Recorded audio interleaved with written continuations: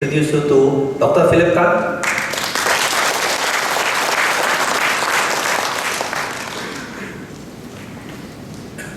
Thank you very much, Larry, Mr. President,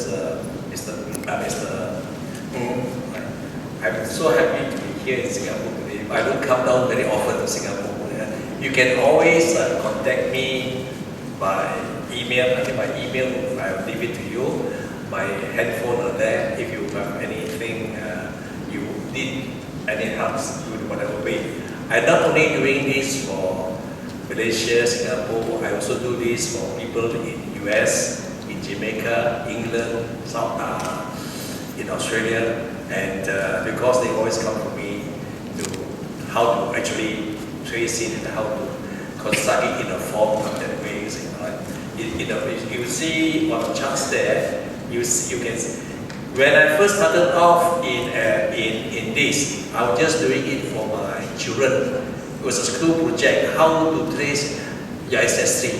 Only thing I know is from grandfather downward. Yeah, how am I going to know what my grandfather downward is? Until the first time I went to China, to my ancestor's place, and my second cousin was still there. I said, this is your ancestor's book. Your name is here. I was so very, very happy. They must be the happiest woman on earth. And from there, I do not know any Chinese. I never go to the Chinese school. Right? And from there, it started my interest in Chinese genealogy. Right? And people used to say, hey, how come you don't know Chinese? You don't know how to go about it. I used to tell them, even if you know Chinese, if you do not know the system and how it works, it will, after 10 minutes or 15 minutes, you give up. Because there's a system which I'm going to explain to you all in the workshop tomorrow. Actually, I'm very glad that you are here, especially, I think Raymond, I use a lot of things like Raymond Go. The Raymond Go is a very key, you are very fortunate to have people like him that actually go to the working ground and dig up all the graves of the old graves and who are the buried there. And I use quite a lot in my work using his website. Is Eugene Koo here? Or Eugene Koo, is he say? Okay. So I'm glad to say, keep it up, Raymond. When you dig it up, please also write the name in the Chinese character. Make it life easier for me, rather than look at the grave, how to translate it into Chinese characters. Now, today I'm going to talk to you about the importance of actually going to the trace your ancestry. As your president says, even if you are not interested, if you know certain things about your ancestry, the names of your ancestors in Chinese character, where they come from, you must write it somewhere. How do you know? Next time your grandchildren, your great-grandchildren, if they want to trace, you must give them the clues how to go about tracing it. If not, you'll be lost. I've done ancestry who were here who are literally 12 generations, the Qi one, right? I was looking at this. So as I was saying, I already know my original ancestry until my grandfather. And with the book, I can trace my ancestry from every ancestor 5,000 years ago. And if you go talk about Wang Di, Wang Di is from all those Han Chinese descendants of Wang Di. Then I can also see some of the surname descendant from Wang Di. From him to me is 146 generations. 146. And the one that go to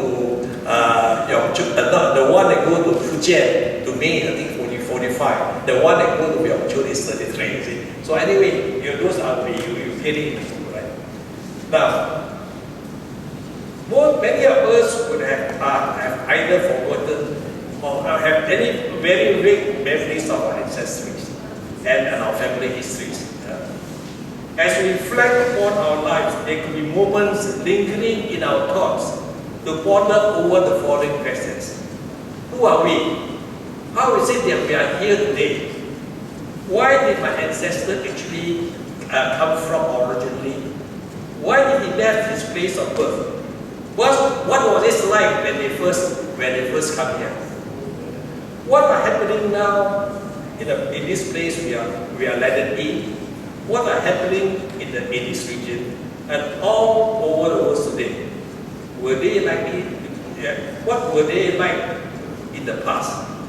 What will happen for the years ahead in this region and all over the world? Right? What then could the future hold for us or for our descendants if we should take any drastic steps similar to what our ancestors had done some generations ago? The decision we make now or could make or contemplating of making, how would that affect our future? More importantly, for our descendants. Knowing our ancestry, or finding our roots, or knowing some histories of Chinese migration, whether to here or elsewhere, this forms as a guide for us in determining our future course and actions, which would, in consequence, those for our descendants. For example, those of us contemplating to pursue the American dream could then instead eventually turn into an American nightmare, right? As it appears to be playing now, right? So you will see people there, if you are of Chinese origin, you will be discriminated. And you look at the history there, you will know the Chinese Exclusion Act and what is happening there at the time, right? So you will see that. Right? During such moments of reflections over our existence and future, our minds and hearts abound with these thoughts of these eternal and philosophical questions. At times like this, should we not wonder then about our family roots, our genealogy, and how our family histories that has shaped us, could they now form as a guide for us and for our descendants? Even if we do not, as I said before, should we not leave for our future generations the clues for them to find answers to these questions themselves? A link to our past, our family history, in trying to create our existence now with that of our future, in trying to visualize our own family history both from the past, the present, with that of the future, our family ancestry within the flow of time.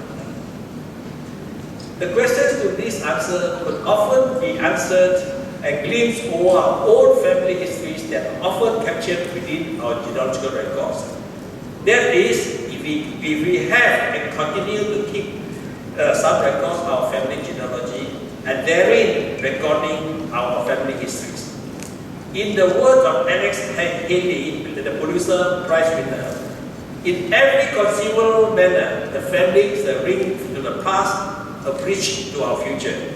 Chinese has a word to say, to forget our ancestors is like a stream without a source, a tree without a root. Genealogy has been defined as the study of family origin, its subsequent history, through the compilation of lineages and lists of ancestors. In ancient time, recording of family history was under the preserve of the nation's monarch. This practice was later emulated by nobility and other prominent personages. In more recent centuries, when awareness and interest in the value of genealogy became more widespread internationally, more and more families began to see the need to trace their family roots as part of their heritage. Consequence of the publication of Alex Haley's novel Roots in 1957, more and more people, especially among the immigrant societies like the US, Canada, Australia, and New Zealand, were moved to find their roots and cultural heritage. In this regard, it is fortunate that some overseas Chinese families still possess copies of their family genealogical records or some semblance of it, or have information that could allow them to find such records. This record has been handed down to us by our ancestors.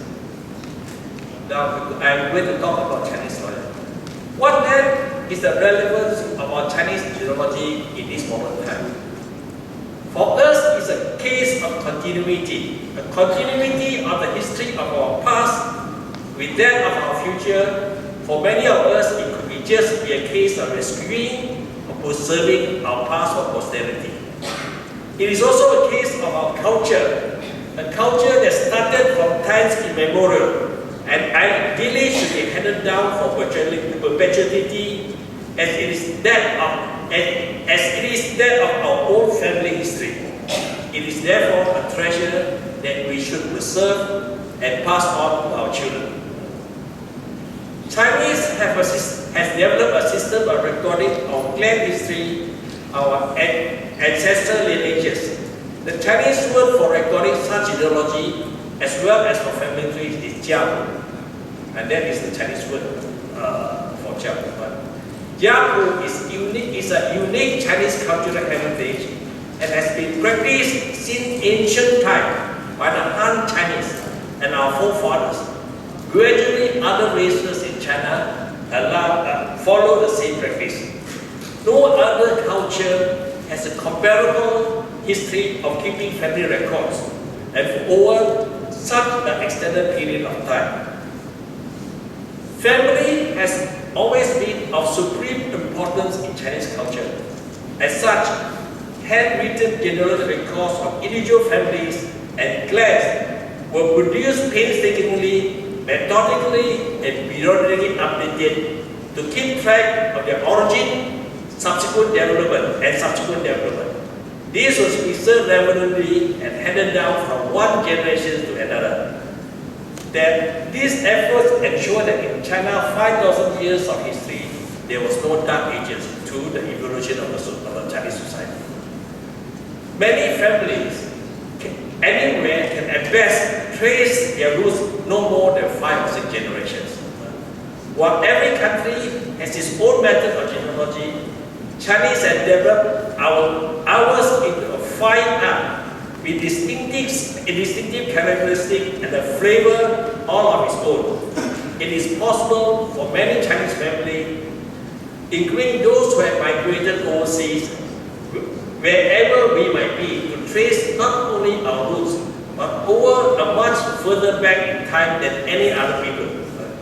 Such is the uniqueness of Chinese genealogy that there was a proposal to the United Nations to classify the unique Chinese traditions of keeping jiapu as an intangible cultural heritage. Now, jiapu, right?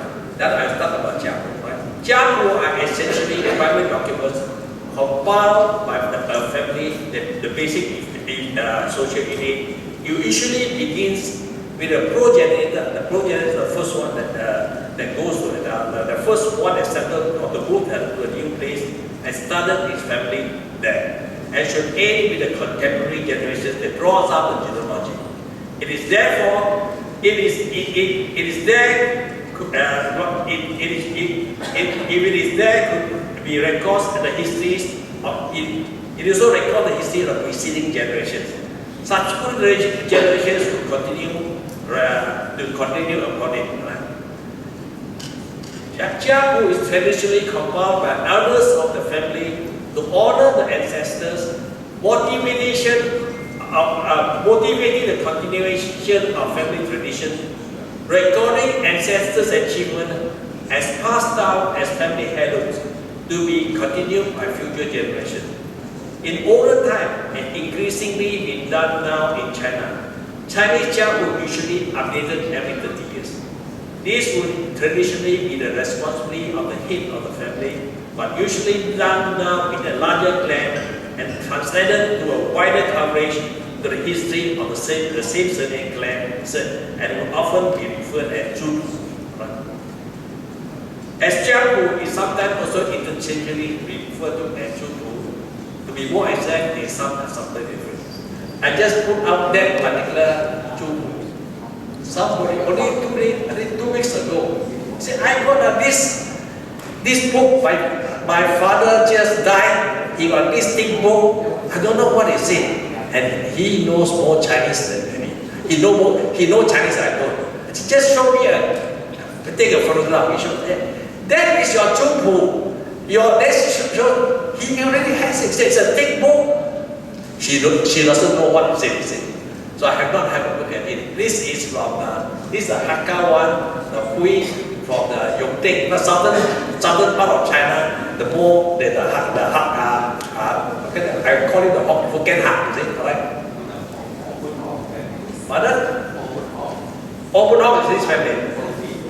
So if you can eat them for Hak Yongting, is it? So I got this one, right? You know, their ancestors' home is the one in like Tulo, you know, in the alright. So that is this is the Yongting, alright. So I have no chance to look at it yet. I just received this photograph 2 weeks ago. Now, there are many variations of Chinese ancestral records. Certain the names, you see. Besides Zhongpu, other terms are often used. However, it also means they usually means the same thing. Chinese genealogy are commonly referred to as Jiapu, family genealogy record, Zhongpu, Zhongpu are more a bigger one, which is more sometimes cover the national one, right? And there are other terms that refers to the same thing. See? So if you find one, it could be any of these, right? And the PDF file you are going to put it on the website of this. I can put up that you don't have to take it, right? Now this is a Zhongpu, right? Zhongpu is more this one is whose Zhongpu. This is that of my wife, right? It is done nationally, and it shows all this particular surname going to the various places. When I do my genealogical chart for my wife, it only go up to the first generation that go to the first generation. It's about 22 generations only, right? I said, how am I to continue backward? But I got a copy of this Zhongpu, and from there I can connect hers all the way 5,000 years. I can do it, right? I make the connections, right? I did the same thing for the Chen, the my surname from Guangdong. Just now somebody said from Taisan, right? My American friends there, they only know the ancestry from the first one that go to Guangdong, right? The Chen Hui or what is the first ancestor? He got 7 sons. Most of them come from there, right? But they don't know how to go further up. But I managed to be able to connect it up, so they are connected all the way back. And I can say, okay, you are my 33rd. Some of the US from Taiwan say you are my 33rd cousin, 33rd cousin 2 times removed or 3 times removed. You all know what's the meaning of first cousin once removed? You know, okay. If you have the same grandfather with somebody, you are the first cousin, alright? If you are the same great grandfather, you are second cousin, alright? So 33rd cousin means you just go on now. And once removed means he can be either one lower than you, or one generation lower than you, or one generation higher than you, alright? Just as somebody came, hey, I'm from Yongchun, my generation 35. I say I'm generation 33, so I'm 2 generations higher than him. Right? So we all right. Now, family records is a document that is highly treasured and is irreplaceable. You can understand the history of your family and your ancestry through your Jiapu.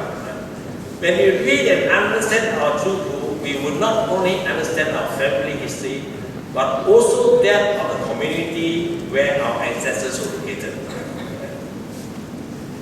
While we were young, some of us might have heard our elders reprimand us. This boy is without record. It written to us in Hokkien is right? I used to hear it, right? When we study our Jiapu, we would begin to understand the importance of Jiapu to the family. When we then understand what that reprimand was all about. what is the connotation of Paul? What the errors mean was that we are not properly guided, did not talk and think rationally. When people refers you to be Paul, it could mean that you are without a family history, that you are not educated, that you lack a proper family upbringing or influence. Right?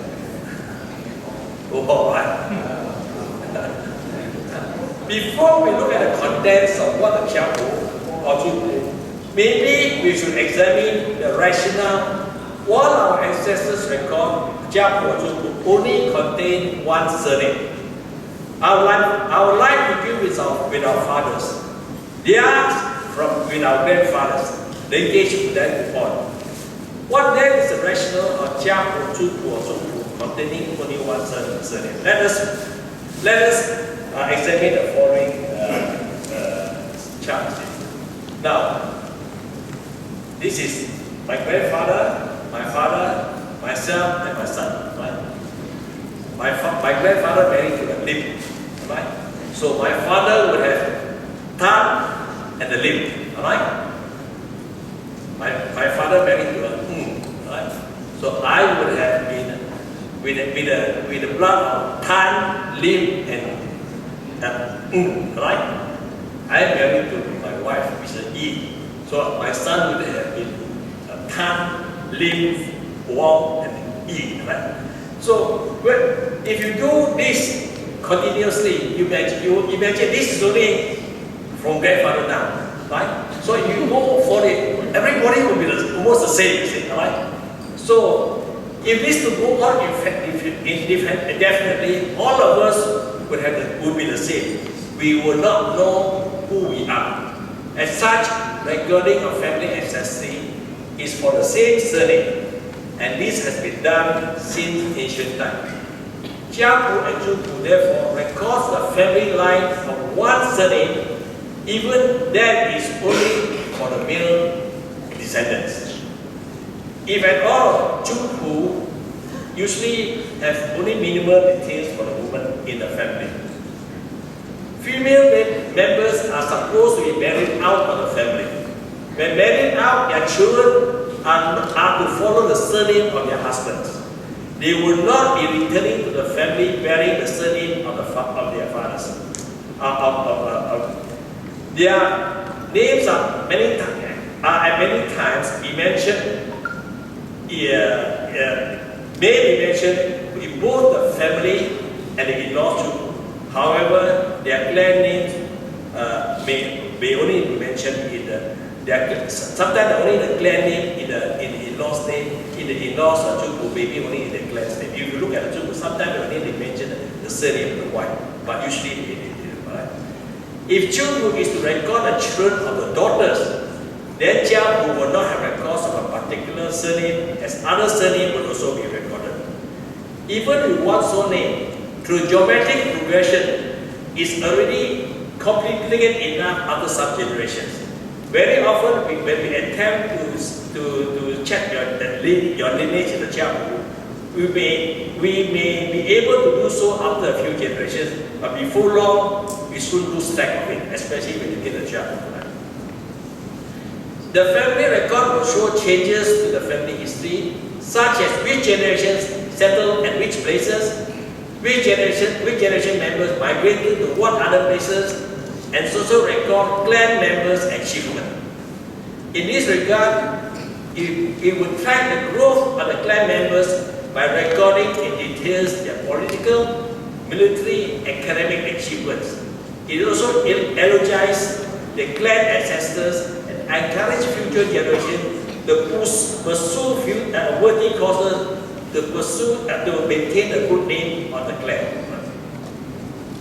That's why if you look at the generations, sometimes this one has went to what imperial exam they put in, and you look at yours. Hey, we are not just poor immigrants that comes to this part of the world. It's not just, and you will see, the family history will change. Sometimes they are rich, sometimes they are poor, sometimes they are highly educated. So when I went went to, I think 2 years ago, went to my wife's ancestors home in Yongchun. He looked at his grandmother's 显示猪牌, not the ancestors tablet in. And he saw he said your grandmother or great-grandmother?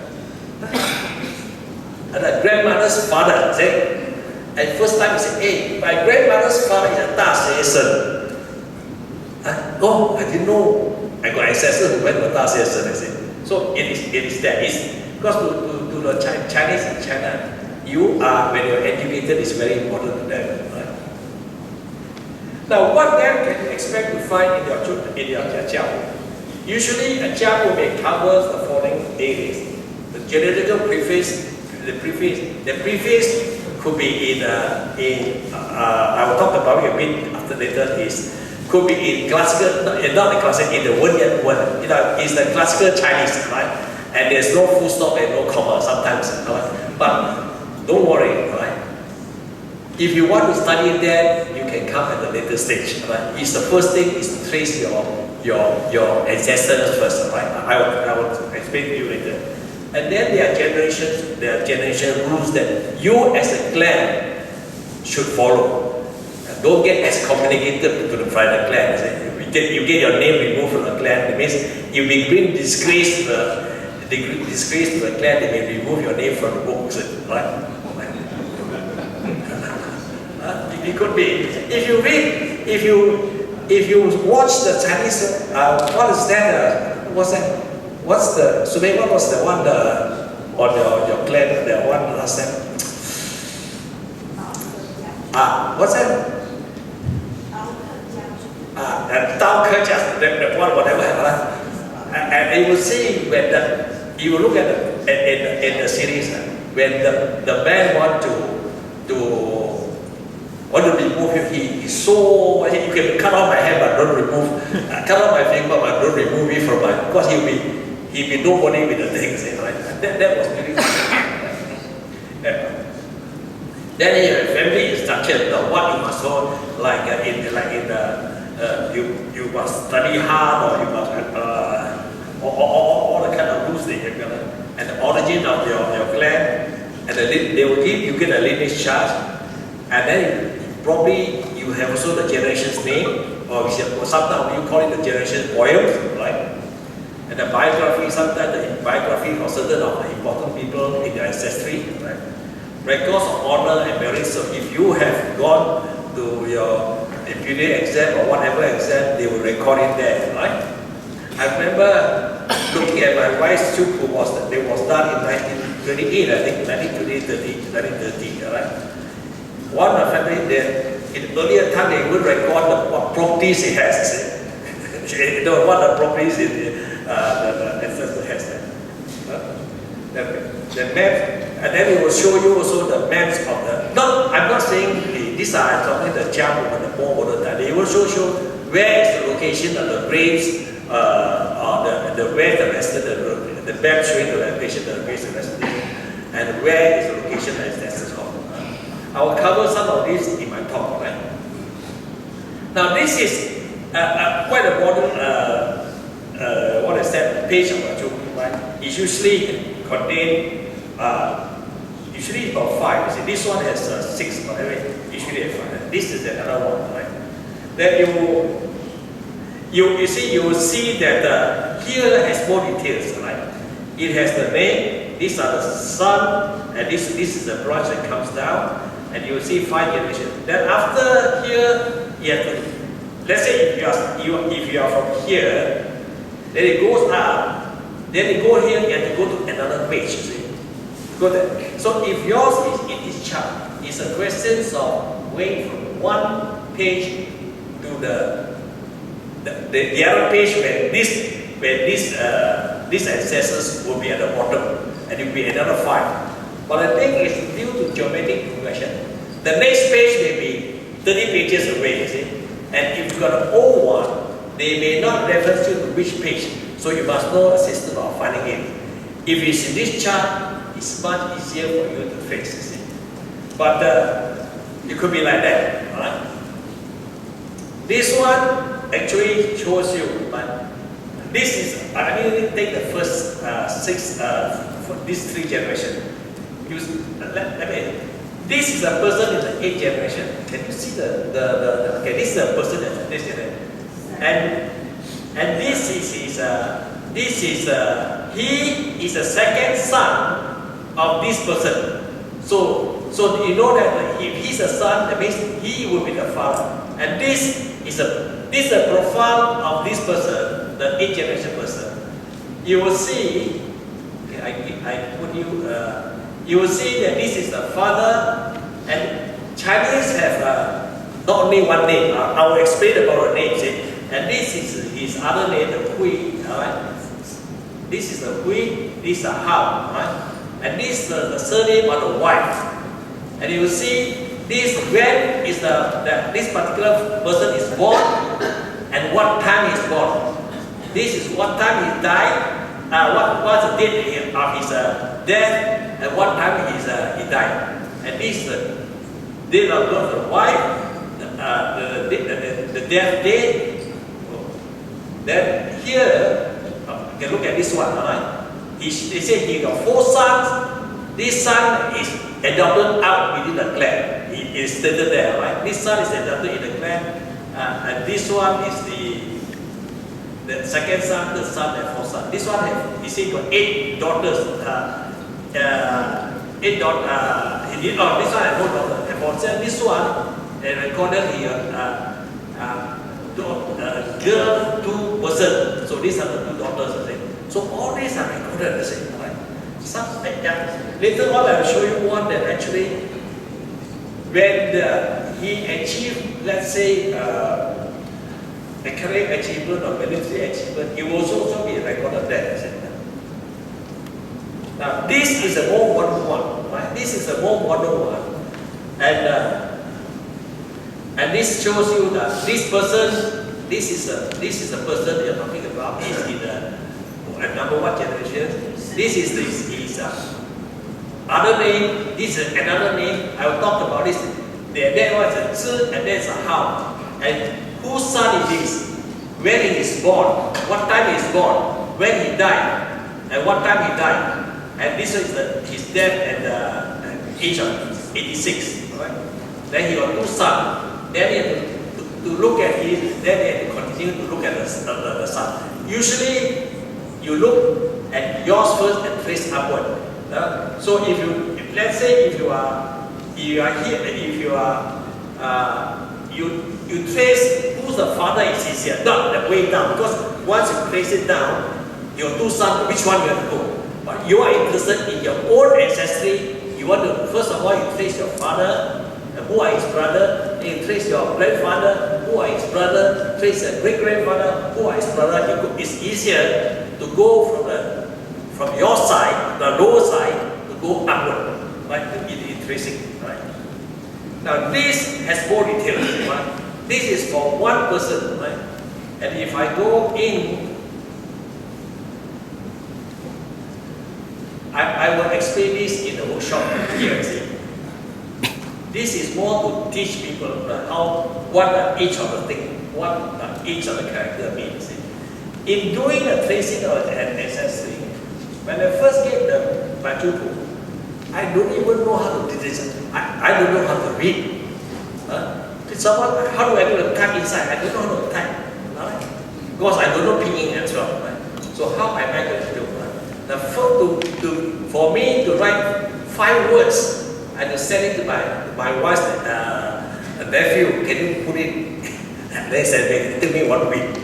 But subsequently, I'll show you tomorrow how you can do it yourself, right? How to use mouse to draw it and all that. Which now is even easier. Now in your handphone you can do it already, right? Using tracing the character. But this one is just what I want to show you is the details of 1 person. This is quite a detailed one.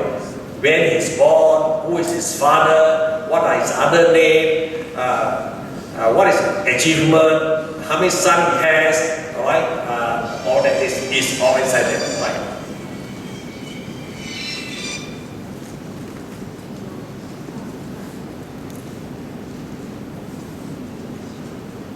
Now, that's how what I say. This is something, don't be frightened by it. This is classical Chinese word. There's no full stop, there's no comma. Right? Don't be put off by that. You don't have to understand that. Because to trace yours, you don't have to understand that. This is unless you want to dig deeper, you need to get it translated. Or get it. And I can tell you that very few people, I have yet come to know somebody in Malaysia who can do translation for me for this. Right? So, and usually, if you have the website, we contact with China. Some of you already been put in the simplified form for you to read. Simplified Chinese is easier for you to understand. And you can quickly Google Translate to give you some 50-60% of some understanding of it. And use your friend to. That is, if you want to know about the commentaries about certain person or their family, the more detailed right down. But it's not necessary for you to trace your fathers, when he's born, what time he's born, those are not necessary. Now these are, in the book, what is the code of conduct you should follow? What is the instruction? I don't know what is that, just give me an example. Now, then the generation split, alright? Yeah, it be called by Zhi Bei and whatever. So each member, if you have a generation, each member of a generation within a certain clan share the same character, right? Usually given to the males, but this could change with time, right? Could be the first character that beside your surname, or the second character in a given name, or sometimes alternate in one generation. This generation is the first character, the next generation is the second character. So depending on your clan, I've seen all in the first character, I've seen it alternate, alright? So you have to see how your clan, the generation's name is used. So the generation's name could be in the form of generation poem. When the last character is reached, usually either it's recycled or it extended by you. The certain literary people will be composed a new one, right? New generations names of poem may be established through geographical migration. Sometimes, see, when they say migrate here, you got your generation's name. You may want to create your one, specifically of Singapore, right? But you already know the generation because of the one in China. You may want to create one here. So in some clan, they come down here and when they migrate somewhere, they have another set of generations name. But they are connected to the other one. So sometimes when if you do not know where ancestors live, I will explain to you later in this other thing. If you know your generation's poem, your generation's name, alright? See, like my wife, the father would tell her what's the generation. He would just repeat the generation's name, and she already know the generation. She don't know what is it until she saw his ancestors book and the generation is there. I'll show you later. Right? Usually, it is composed by a committee of the family elders, or could be by eminent scholars. Right? Now, this is the generation name. I've taken it from the book from my wife. Right? And she remembered, oh, that was what the father recited to her. Right? This is a map showing the locations of the ancestors' graves. You see. This is show that the ancestors, where the location of ancestors are. Now, Chinese name. In Zhengguo you will find names with single or two characters. In ancient time, both were used. Single characters names were more common. Written in the spring and autumn annals, covering the period of 722 to 481 BC, it is improper to have two characters names at a time. Wang Meng is one of them who observed, who lived from 45 BC to, his reign was from BC to 80. He observed the Han dynasty and founded the Qing dynasty. He decreed everyone to have only one character name. Those who committed a criminal offense then have two characters. That was that time. Wang Meng's dynasty only lasted a very short time, but in fact his decree lasted a long time. So we still find, so you find that people in the three kingdoms, you read your period, which is over 100 years after Wang Meng. All the people have one character personal name. The Tang dynasty and Song dynasty saw populations with the majority of two characters name for the first time. But the layout between them and the Yuan afterward both prefer single character name. Traditionally, a married woman keeps her name unchanged. So when ours is not like Western, when you get married out, you change your surname to the husband. Not the way of Chinese. Chinese still without adopting the husband's surname. Naming taboo. From around the time of the Shang dynasty, the Han Chinese observed a number of naming taboos, regulating who may or may not use a person's given name. Unlike Western habits, we avoid the names of our elders, ancestors, and rulers out of respect and fear. When someone addresses another by the given name, it connotes a person's authority and his superior position to the addressee. Peers and younger relatives were barred from using your given name. In some clans, the given name is also quoted as Hui. Some is the Ming. Now, prior to the 20th century, Chinese also utilized courtesy name or the star name, the Zi. The name could be bestowed upon one upon adulthood or upon the marriage or at the age of 20 during the coming of age or the capping ceremony. If you have watched, what is that? What's the name of it? The one we're watching this Royal Nirvana, right? One of the episode, the prince having a camping ceremony, had a camping ceremony. After that, it's I only got my Zi, he was given his Zi name. The name is in addition to your given name in the given name, given as a symbol of adulthood and respect. The purpose of this name is for use by others to address you respectively. Therefore, people of the same generation or younger, they should address you by this name rather than the original given name. Sometimes you look at those three kingdoms, say the warring statement, what's that? The Cao Cao is what's that? Three kingdoms. You see Cao Cao when he get angry with somebody, he didn't call him by the Zi, he called him by his so that means to say he's trying to insult him by calling his original name. According to the book of reads, this name, the Zi, is given to the male. The male reaches the age of 20, or female reaches the age of 15. Or that is according to the book of reads. Pseudonym, alright. This name could be self-selected or alternate to the courtesy name, assumed by the person later in life, although or sometimes conferred by friends. Assumed name, literary name, or pseudonym may be created by an individual himself, or may be given to him by others, or conferred when one becomes established in life, usually when the elders in the family reaching the age of 60.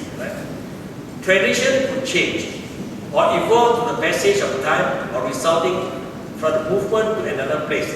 I have a good friend from US. I think if some of you who read the Chinese website, the Chinese Genealogy website in US, he's one of my good friends, Henry Thomas.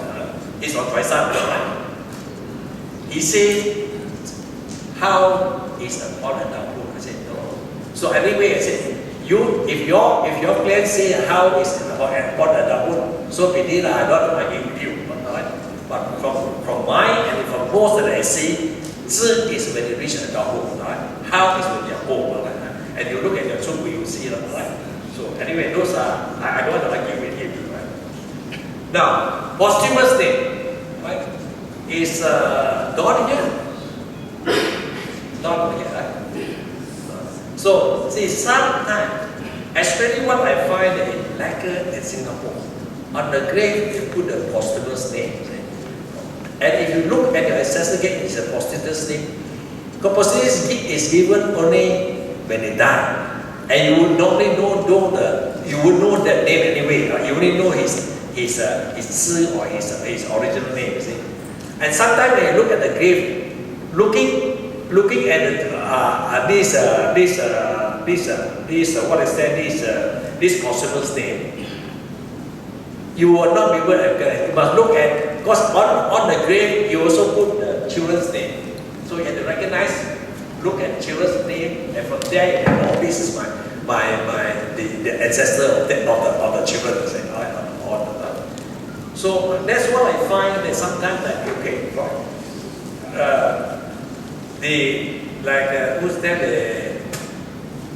it Tan Dong Sing or one of the Tan Dong Sing? And he's a posthumous name, right? Huh? It's not Tan Dong Sing. I will show you the Tan Dong Sing Zhu of the right? I said not Tan Dong Sing, not it's Tan Kim Sing one. Tan Dong Sing, I have seen his film, right? Now, history of Chinese people. There are three important elements in Chinese about Chinese. First, you got the Chinese history. Then you got the Chinese the clan genealogy, and then you got the local gazette. See, of the local gazette is the Chinese history is more for the national one, right? The clan genealogy is for your family one. Local gazette is for maybe the district or the thing. I was just talking with my cousin today. We're going through his genealogy, the one that his grandfather left behind. He is a Singaporean, right? And the thing written in word and word, right? And from there I learned so much. Say his ancestors were certain minister in the Guangdong province, you see, and it's recorded. His achievement is recorded in the local gazette. Tong An, what An already? Wait, Tong An's local gazette, right? So sometimes, if you know your ancestors, right?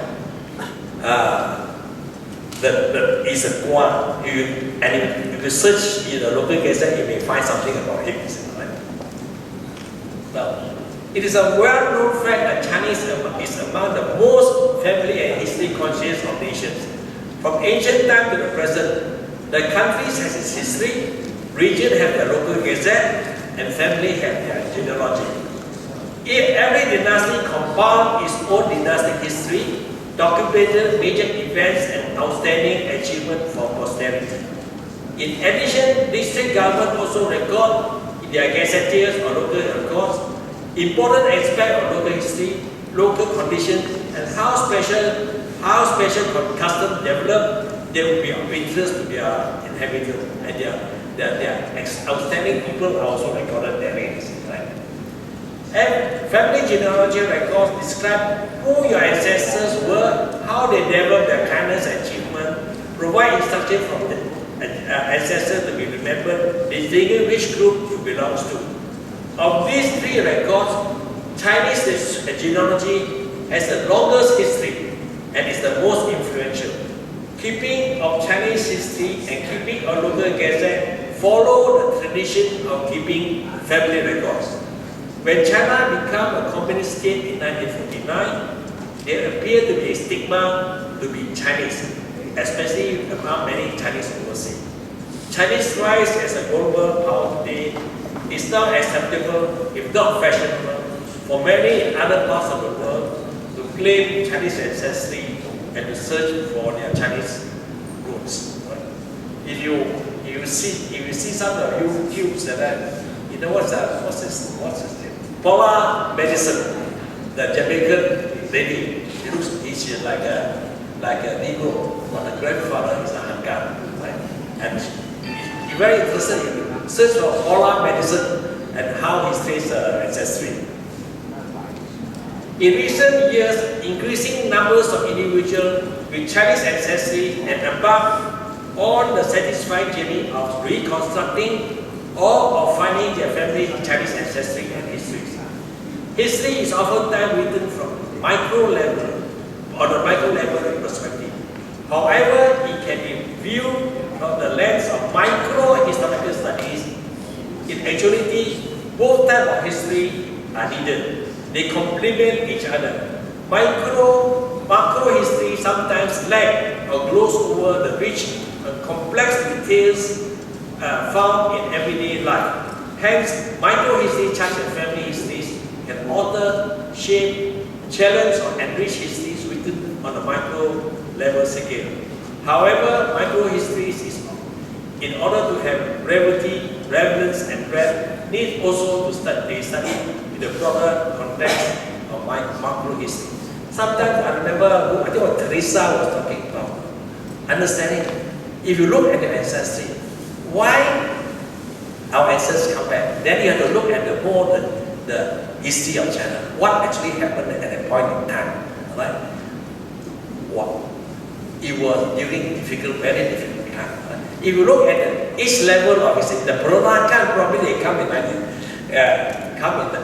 so as you see a lot that come in 1700s, right? I remember going to all the temples there, right? Some of them may go away because Qing dynasty came out, the Qing dynasty came out, so the Qing dynasty restrict a lot of people. At one time, Qing dynasty restrict people to stay within a certain kilometer away from the coast for you not to trade with outside people. And some of them better get away. I remember seeing the temple in, because the dates usually in Chinese they record it and 1 year after an emperor. And if you look at the temples, and some of the tombstones in China, at least Bukit China there, they also written there, right? They also recorded.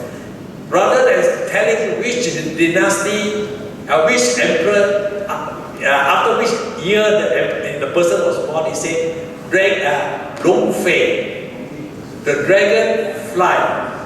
What the dragonfly means actually, when the Ming dynasty fall, that means the dragon throne disappeared. So the dragon had flown away. He don't want to name the Qing emperor, which is the foreign one, and said the dragon flew 1 year after the dragon flew.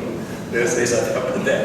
And that was during the time that I discovered there's such a thing as Long Fei, right? Not the dragonfly, the dragonfly. Locating your ancestors' place in China and your ancestral record. In China, traditionally, all the truly relevant traces and information about personal history, family history, are maintained in the wider family record of the clan. Right? For the Chinese, searching for ancestry is essentially locating our jiapu or zhu of our clan in the ancestors' place. This means that the key sources are mostly kept inside a personal ancestors' privilege, which in turn means for you to find your trace ancestral history and ancestry, you first have to find and visit an ancestral village or have someone to do it for you. Right?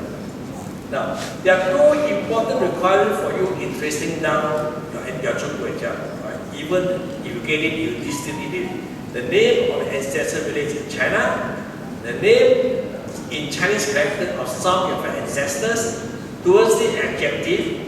Ask anyone related to you, having the same surname as you, whether they have a copy of the family Jiapu or Zhupu, or other relatives they may have. If asked, if not, ask them if they know the name or the branch of your surname and the name of the ancestor's place. Ask whether any relatives are still in ancestral village in China. Ask anyone related to you whether they have been to the ancestor's place or village or place in China. If so, whether they have seen or heard that the copy of the Zhu Jiao still exists there or hear anything about it. Get the name of the ancestor's village and the address if possible, if in Chinese character if possible. Get the names in Chinese character of related elderly male relatives, whether alive or otherwise, related to you having the same surname, having your same surname. For those who have passed away, get a photograph of the details of the inscription on the gravestones of all of their wives. Right? The gravestone of the same surname on their wives. Right? See if you can get the generation name as well. If you get it, make it live this year. If anyone could provide with a generation poem for your branch of family, get it. All right? But sometimes generation's name, the generation poem may help you to trace which ancestors village you come from. Right? Now, do you have old letters with envelopes that your ancestors are related that received from relatives in China and still keeping them? Where did your first ancestors from China first settle in overseas? Do you know other people from China that also settled in the same place overseas, even they are not on the same surname? They may just come from the same ancestors as you. But in the place where my grandfathers settled down, I seen so many got other the Lao, alright.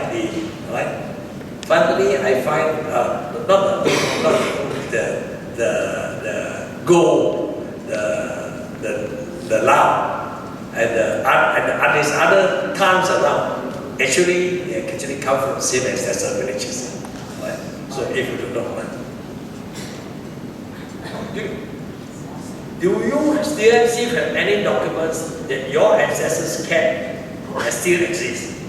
See, sometimes when the ancestors die, so they are old, of course. Some of it are actually important documents, right? Which actually will give you some clues on where your ancestors come from. Or this is the grave, right? You look at this grave, right? Funny information. You see, this one comes from Guangdong, Fizhou, and this is the ancestral place in Fizhou it's come from. This is the date when he's born, the date he died. This is the wife date, when the wife is born, when the date the wife is died, and this is the sons. I think the sons you don't know the sometimes they also put the name of the son and all that, right? So from there you actually can record. From there I can search. I can know where the ancestors come from. Right? To locate your ancestry, when you locate your ancestry in your Zhu, it may be essential to know the name of your near ancestor in Chinese character. Ancestor's grave is therefore a good source not only of your ancestral village but names in Chinese character. If you don't know the Chinese character of your ancestor, you only know by the Romanized one. Look at the graves. It may give you the Chinese character. Sometimes we only know ancestors' name in the Romanized form. However, when they are translated into the Romanized form, that will depend on the dialect you're in, right? And in which country, or if you are Hokkien, it translated in Singapore or in Malaysia, it's different from what they do in Indonesia, right? So it depending very much on the language of the. Ours is the English influence. The Indonesian and the Dutch influence, they translate differently, right? And so you have to understand, even if you know the Romanized form, you see, if you will try to get the Chinese character, you may get it wrong, right? Then sometimes the Chinese character themselves will also be different when converted to Romanized big names back, right? This is, you know, the Chua Ching Bok, Chua Ching Tuan, and Chua Ching, all that, the one that formed the cycle and carriage, right? This was what Chua Ching Tuan and Chua Ching Bok donated a piece of land in Malacca for the Muslim, right? To bury them. And the Chua Ching Tuan, the Chinese character, the Ching, was written this way, the Ching. When I look at his grave, his Ching was written this way. Right? And it could be different, right? You see, how did I manage to find this one? This was a Malay lady looking for her ancestry. He said, "Oh, my great-grandfather is the sister of Chua Ching Bok. She married to a Malay. No, sorry. The sister of Chua Ching Bok." I said, "This is the gravestone. This is in the plot outside the cemetery near Malacca. I think it's what is the Muslim cemetery in Pokok Bangka, Malacca. You know where is Pokok Bangka? Those from Malacca, we know, right? So this was that, right? And this one is in Kuala Lumpur, the Chua Ching Tuan, the gravestone in Kuala Lumpur, and it was located in the Guangdong cemetery, right? Then from there I can understand. But Chua Ching Bok is not a Guangdong; it's in Hokkien. Then I realized that the Hokkien cemetery was established after his death. You see? Alright, so give me an indication where the Chinese cemetery was. This was in the Guangdong cemetery, right? So from there you can actually see so sometimes the Chinese character can be different. Now, you see sometimes what is recorded in the gravestone, they keep diminishing. This is from one family. This is somebody from Malacca, alright? It's from the same ancestry. This one, he said, Yong Chun is where the county I come from. Busan is the ancestors town that I come from. And you see, and then here he put in the part in Busan, the Chan Ho, Chan as in the benefit, Ho is the head, you see. So in recorded Chan Ho is in a very great one. So when it comes to the time of grandmother, he only put Yong Chun Xiu Go. And the father Yong Chun, Pu Jian Yong Chun. Right? They keep going.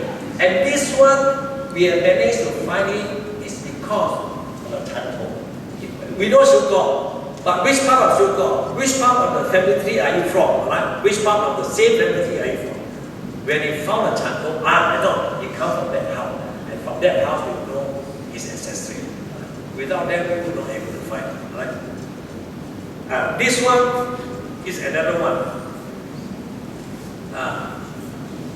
You see, it shows you will see that this is the grandfather, Yong Chun, the Xiu Go, right?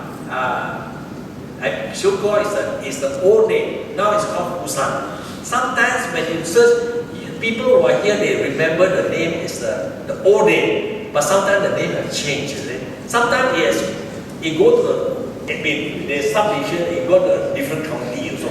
So you have to search for things like that. The ancestors, you know, you think of the old name, but not the new one. It may have changed. And here, it also shows all the name of the children when he died. Right? Now this is one that actually I just found. I got a half brother in Singapore. I only met him this time. Right? And I spent so much time with him. See, that is where I found this book. That his grandfather, my cousin's grandfather, the wife of my half brother, which is also my cousin, right? Has kept the ancestry in the book, and it's written in word and word. And so many of the what is that? The names, which these are actually written in Singapore. The name, if the Genealogy Society wants to have a copy, I think he can give you a copy there. And I was spending this morning going through all the things he had kept, right? And it will be it will be a waste. And they are actually poems written by the ancestors. They are calligraphy written by the ancestors, and genealogical things that is recorded there for future generation. And he put it in the book that for the family circulation.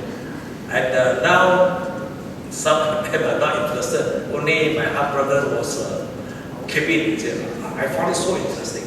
If General Society or the library in Singapore wants it, I can pass the copy to you. Maybe give it to the president on the line. It is written in word and word, right? My wife was busy looking at this morning, looking at admiring the writing. The calligraphy was beautiful, right? And I think it's from there that actually I discovered where my maternal grandfather come from. All the time I don't know. So now I know it's come from, what's the name as Nick? Tong An. My maternal grandmother is also a Tan, come from Tong An. Because, and then the in-law come from Shanxi, go to Xiamen, and then he shows this one become the governor of here and all the things they have recorded. So it's a very interesting document, and this is done in Singapore, right? So I will pity if you lose it, right? So keep and the grave is in Bukit Brown. I think that day my half-brother sent me a copy of the grave in the Bukit Brown. This Raymond, right? If you are interested, we can put something up on that one. I say the grave and the ancestry of that one, which would be very interesting for you, right? For your project. That I can actually sketch out all the how the ancestry of these people are connected as well. So from there, this is me. This is my mother. My maternal grandfather, this is my maternal grandmother, then this is the father, and he writes poems in classical Chinese. This is my maternal cousin, the father, and this one, all the genealogy that she recorded things inside there, right? For each of the person, they would have that. Maybe you can give a copy to him, right? This is what this chart I actually produced it only after yesterday's dinner. This is surname reference book for county. This is for Yongchun. I have the same one. I have this for Yongchun. He have all the surname in Yongchun. Not only the surname, he have all the township that have your particular surname. And the villages within a township, how many people of the surname are there? So I just give you this is a chapter. This is a chapter inside the book on the limb in Yongchun, right? And you will see you have so many things, right? Like this silent, from there, I'll talk about it tomorrow. Now, this particular clan come from the second dragon, right? You see there, the second dragon, right? So this one come from the second dragon.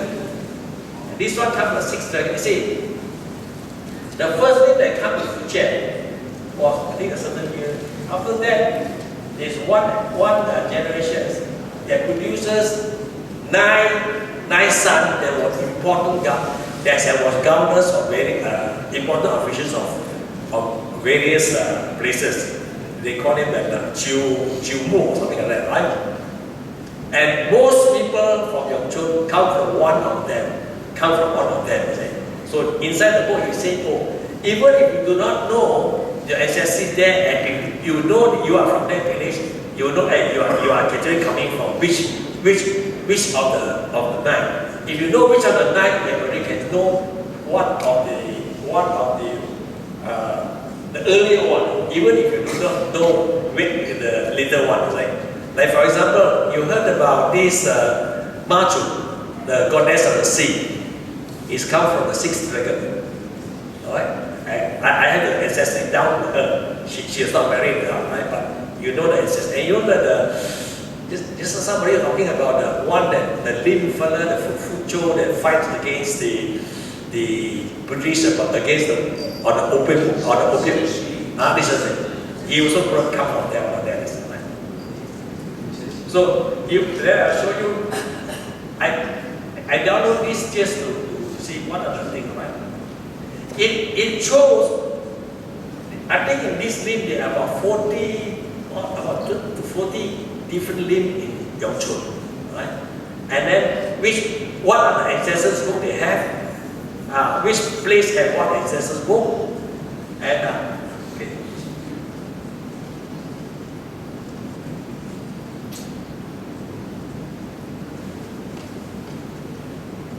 And some of the famous people from there is also recorded there.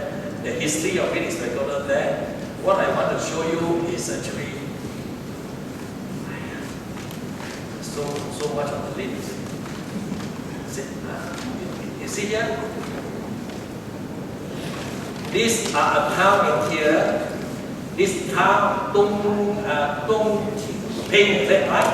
It has, this is a census done in 2002. It has 1,437 limbs in a particular town.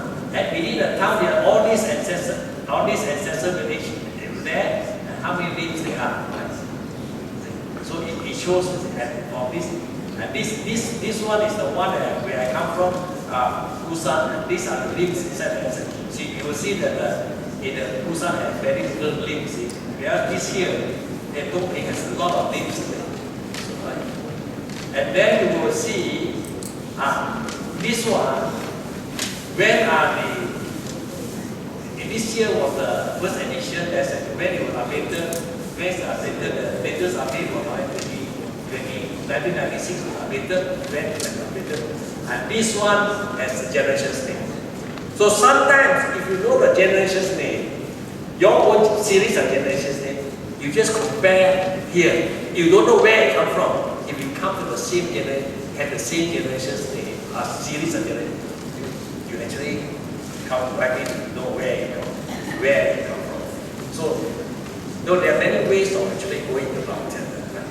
So, this one, I have it for Yongchun, I have it for Anxi, I have it for Dehua, this is Dehua. She always laugh at me in my language. You know I can speak, you see. So this one I put it up, I will talk for it. Okay. Now, this is what I propose. If you got anyone that passed away, how to have permanent records on the grave. You see, in this grave, he not only the usual time, he put down there the Fujian, Yongchun, then he is actually in the 12th district of Xiuguo, and this is his town, his ancestor's house, right? And this is near to the Hanghui, something like that, right? And this is ancestor's house, right? And here he says it's a Yu Dao Gong Zhang Fan, right? The first son of Yu Dao Gong, right? And Xia Wei Gong, 34th generation is there. So with that one, any of descendants find this one, or some of the cousins who find this one, know how it's related to you, straight away you can go there already, right? So it's not like the one who said Yongchun, or just Xiuguo, so the others, right? So sometimes these are certain terminology of the location that village they call it this or Chun or whatever is there.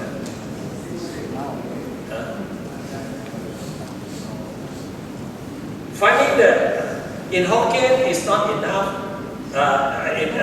If you are Hokkien, it's not enough to say your ancestors' place in Fujian, right? Even your ancestor who ventured overseas from Chun, which is Therefore, you are a Hokkien American. It may not be enough for you to say your ancestors' place is for Yong Chun without other supporting clues. Following illustration will worry you. This is Fujian.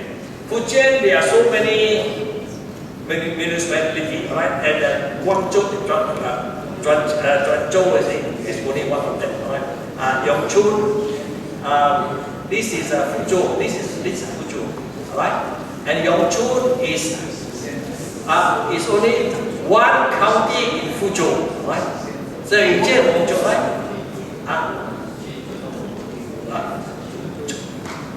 Quanzhou. This is Quanzhou, right? And this is Yongchun. This is Anxi. This is Dehuan, right?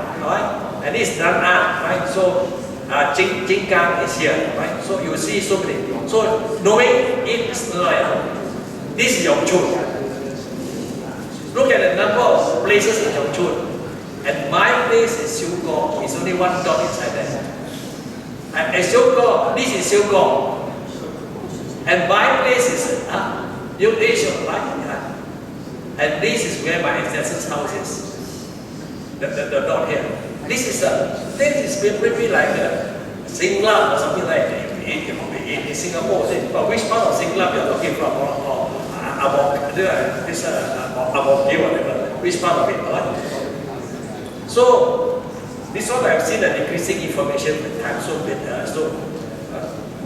So if you look at old letters, hopefully you can find some information. There are no people who look at old letters and able to find ancestors' place. Right? This one, 5 generations here, is somebody is a Hankan. When he sees those child of mine, he wanted to find it. He said, go and look for the grave now. Finally, he produced a piece of paper was put in the book. And if you read Chinese, he said, please keep this properly. And he write where the ancestor's place is, what is your ancestor's name, and with this he went to Shenzhen, showing one taxi, the one altar. Straight away he came to the ancestor's place. And there are only 2 persons from the ancestor's village who went overseas, and he is one of them. And you look at his history, his ancestor's intention was actually go back to China. Because of what is happening in China, then he couldn't go back. And from there, you see, look, he brought back. This is the guy, right? I did a chart for him. He traces all the way there. And where's the location of the place?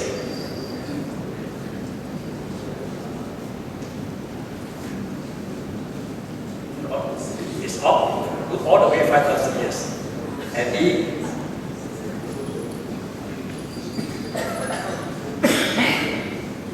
now, I do not know in Singapore, you got opportunity in the Chinese newspaper. See, you see, look at the Chinese newspaper. It tells you this person is a young, he is married to a young. The young one is a Wong, right? And he wears his Fujian, Nan'an, I don't know what, and where exactly his ancestors' place is. Right? So that gives you indication as well. So is this one, right? So it is one, right?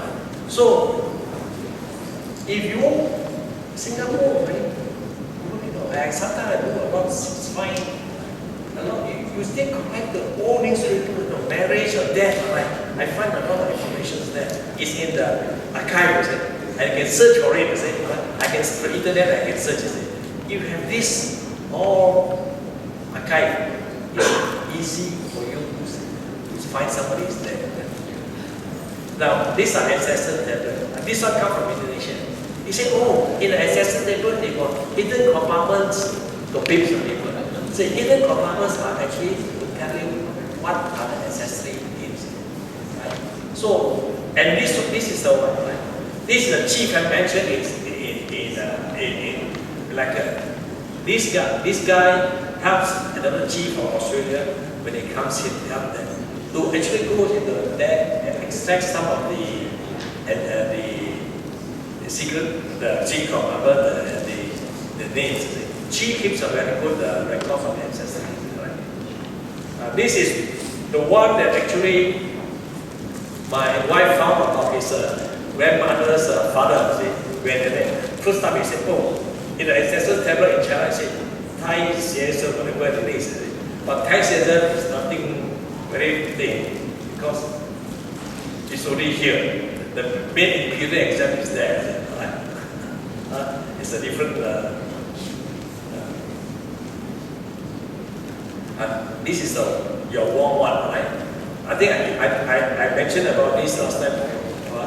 The warm one, see where they come from. If you are from there, I think these are the warm one. So if you are warm or one from Fujian or one from Hakka, likely you come from one of the 3 wives. You see, this warm had 21 sons from 3 wives. You see. And these are the generation, I think, not out of time, is it? so I think we go. I think if you come, I will talk about this more on the what is that in the workshop, is it? Right? See, there are so many. But I just go to. There are many cases that I can talk about. That's a one.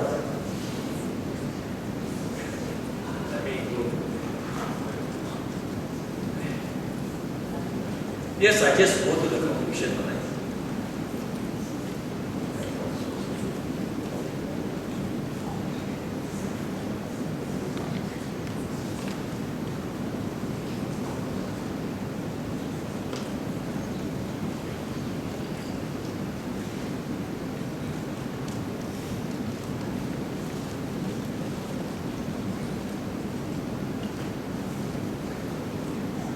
Okay, I'll talk about this again.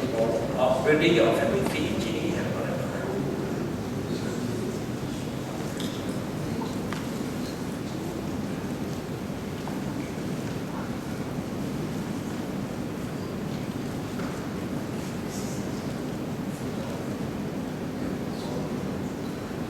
Now, by conclusion, if the jiabu of your ancestry is put in front of you, it's likely that you want to have a look. To look at your grandfather, to look at your parents, everyone naturally would have that instinct and that desire. The records of many jiabu are likely to terminate a few generations when our ancestors migrate overseas. The first couple of generations, some of us might submit the birth for updating into jiabu. However, many could be too preoccupied in our works or just to eke up a living, to be bothered mentoring our cultural habit. For those who do so now, future generations might not. Therefore, there will be a break in our recording of the jiabu for a specific branch. Even those who continue to do so, in maintaining our family records in our new land, subsequent generations might not. Often these records would subsequently be thrown away, either through moving between houses or due to the lack of precision of its importance. Rapid urbanization, economic progress, and the pressure placed upon our society could result in erosion of our traditional and cultural heritage. It is important that we continue to preserve our traditional cultural heritage by maintaining separate records so our lineage that have been kept for so long are not lost. Jiabu is important but looking forward future generations. It is for our future generations to add a voice, to protect and to preserve. It is our heritage that needs to be treasured. When we are young, we may not be thinking too extensively. When we get older, we might wish to go back to our ancestors' place, to see our roots. However, we may not be able to locate our ancestors' place because we may be the third of higher generation overseas. Our grandfather ancestors' place could no longer be the same as they have undergone rapid development. However, if we keep our grandfather's name, and their original place of domicile in China, then in going there, we might be able to discover ancestry through the family records that may be still be maintained there in the ancestors' hall. Even those that takes up our time and our money, desire to know our roots may lie dormant within our health. One day, if passion ignites, whatever obstacles can be overcome. Keeping our Jia Zhupu should be emphasized in society. Zhupu is an effective and indispensable document for studying the history of the family and the society at large. Zhupu provides a continuation of the family life. Zhupu helps to provide and develop a common value system. Zhupu also becomes a very important pillar of the spiritual well-being of the family, more so among the overseas Chinese.